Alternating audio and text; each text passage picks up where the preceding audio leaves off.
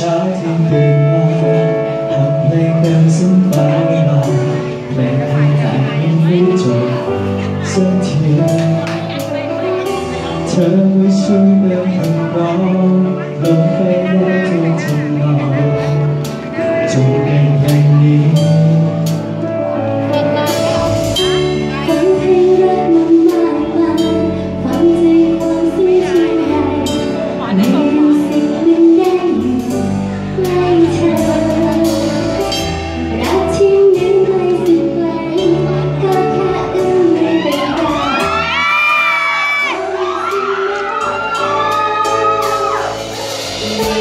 อะไร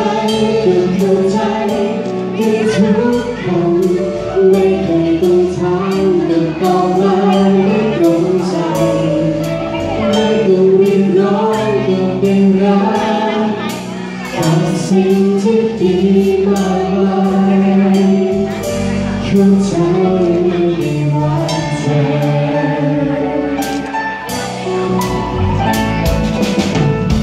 ฟ้าของฉันที่มืดมนขอให้เธอไม่หัวบนมันสว่างในทุกอย่างสวยงามเธอมาเป็นความสดใสเธอมาไล่ไม่ร้อนใหญ่แต่จากใจฉันที่ฉันเฝ้าตามมาขอมีเธอที่รู้ว่าความเป็นจริงมันยิ่งกว่าฝันดีเธอมาเป็นความสดใสเธอไม่รู้สึกอย่างนี้ไม่พูดอะไรก็เข้าใจทุก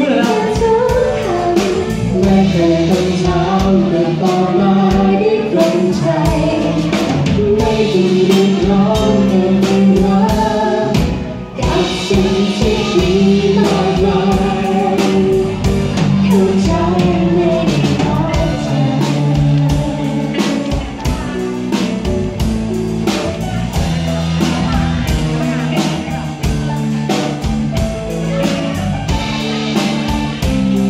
พี่โต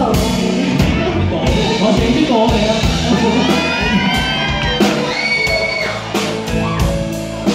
ไม่พูดอะไรก็เข้าใจกันทุกคำไม่เคยต้องถามแต่บอกมาได้ตรงใจไม่ต้องรีบร้อนก็ได้รักกับสิ่งที่ดีมากมายเข้าใจไม่ได้รักเธอไม่พูดอะไรก็เข้าใจกันทุกคำไม่เคยต้องถามแต่บอกมาได้ตรงใจไม่ต้องรีบร้อนก็ได้รักกับสิ่งที่ดีมากมายเข้าใจไม่ได้รักเธอ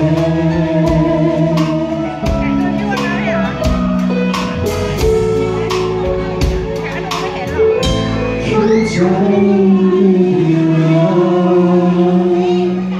เธอ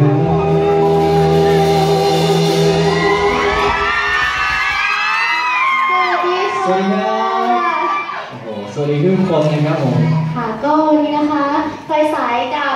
โฟกัสครับค่ะก็เป็นศิลปินจากค่าย True Fantasia นะคะใช่แล้วครับผมนี่รู้สึกดีใจมากๆเลยนะที่ได้มาเจอทุกคนที่นี่นะครับในวันพิเศษด้วยใช่วันวาเลนไทน์นั่นเองนะครับเป็นไงบ้างครับคิดถึงกันหรือเปล่าคิดถึงส่งเสียงกันครับ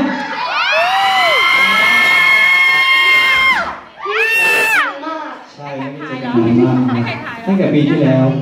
ใช่ไหมใช่ก็รู้สึกดีเนาะที่ได้มาเจอกันวันวาเลนไทน์เลยครับผมแน่นอนวันนี้เนี่ยนานๆมาเจอกันทีเนาะเราขนเพลงกันมาเยอะครั้งที่แล้วขนมาเป็นรถ10 ล้อครั้งนี้ใส่เครื่องบินมาเลยครับใช่เหรอใช่ครั้งที่แล้วเราเป็นแนวแบบไหนพี่กัสเราเป็นแนววาไรตี้ครับคือแบบมีทุกแนวหลากสไตล์เป็นสรุปใครที่พลาดครั้งที่แล้วนี่เสียใจมากใช่ครั้งที่แล้วนี่ครบรถแต่วันนี้เนี่ยเนื่องจากชุดของเรา2 คนเนี่ยก็ชุดเป็นไงวันนี้ชุดเป็นไงโอ้โหแ นะก็ชุดมาแนวหวานๆนิดนึงนะครับวันนี้เราก็จัดเพลงหวานๆมาให้เยอะเลยนะครับรับรองว่าใครที่ขาดน้ำตาลอยู่นะครับวันนี้จะได้กลับไปเต็มๆ นี่วันนี้ไม่มีไปเดทกันใช่ไหมคะ มาเดทกับเรา มาเดทกับ เราสองคน